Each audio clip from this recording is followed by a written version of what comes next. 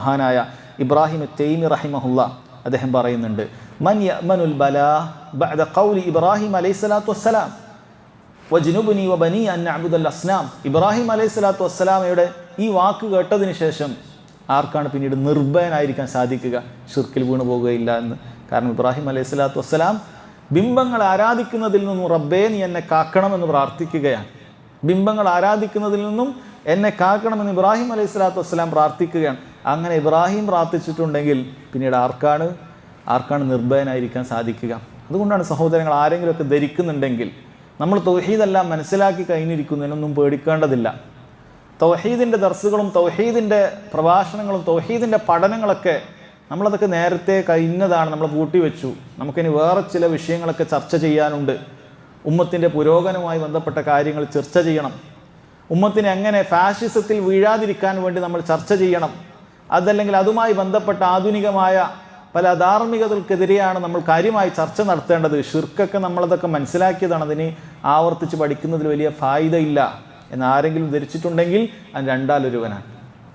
ഒന്നുകിൽ അവനൊരു ജാഹിലാണ്, വിവരം കെട്ടവനാണ്, എത്ര വലിയ ഡിഗ്രി നേടിയവനാണെങ്കിലും അമ്പിയാക്കളുടെ ദഅവത്തിനെ കുറിച്ച് ധാരണയില്ലാത്ത ജാഹിലാണ്, വിവരമില്ലാത്തവനാണ്. കാരണം നബിമാരുടെ ദഅവത്ത് മുഴുവൻ ഇങ്ങനെയാണ്. അവരാരംഭിച്ചതും അവസാനിപ്പിച്ചതും ഷിർക്കിനെതിരെ പ്രബോധനം ചെയ്തുകൊണ്ടാണ്. അമ്പിയാക്കളുടെ ദഅവത്ത് അറിയാത്തവനാണ്.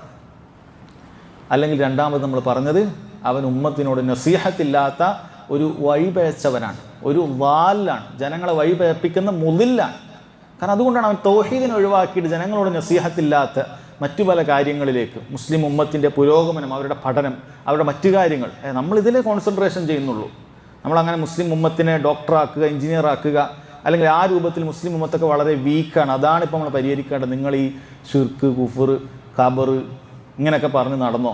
മുസ്ലിം ഉമ്മത്ത് ഇങ്ങനെ ഇതാ ഒന്നുമില്ലാതെ, ഗവൺമെൻറ് ജോലിയില്ല, മറ്റേതില്ല, അതില്ല, ഇതൊക്കെയാണ് നമ്മൾ പരിഹരിക്കേണ്ടത് എന്ന് പറഞ്ഞ് നടക്കുന്ന ആളുകളെ കാണാൻ സാധിക്കും. അവർ വിചാരിക്കുക നമ്മളാണ് ഭയങ്കര മുസ്ലിം ഉമ്മത്തിന് വേണ്ടി എന്തോ ചെയ്യുന്നത്. ഇവരൊക്കെ ഇങ്ങനെ വെറുതെ വേറെ പണിയില്ല, നാട് നീളെ പോസ്റ്റർ ഒട്ടിച്ച്, നാട് നീളെ പ്രസംഗിച്ച് തൗഹീദ്, ഷിർക്ക് എന്നും ഇത് തന്നെ.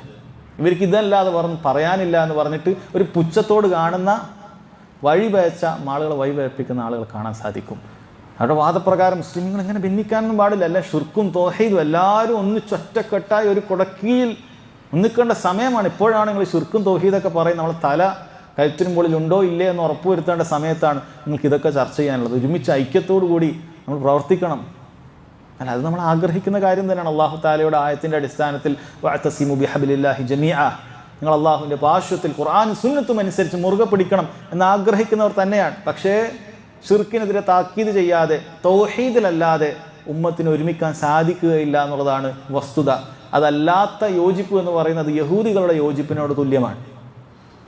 യഹൂദികളെ കണ്ടു കഴിഞ്ഞാൽ നിങ്ങൾ വിചാരിക്കും അവരെല്ലാവരും ഒരുപോലെയാണ് എന്നാണ്. പക്ഷേ അവർ ഭിന്നിച്ചിരിക്കുകയാണ്. അവരുടെ ആശയങ്ങളും അവരുടെ ആദർശങ്ങളും എല്ലാം വ്യത്യസ്തമാണ് എന്ന് അല്ലാഹു സുബ്ഹാനഹു വ തആല പറഞ്ഞിട്ടുണ്ട്. അങ്ങനെ ബാഹ്യമായ ഒരു ഐക്യമൊന്നും കൊണ്ട് വലിയ കാര്യമൊന്നുമില്ല.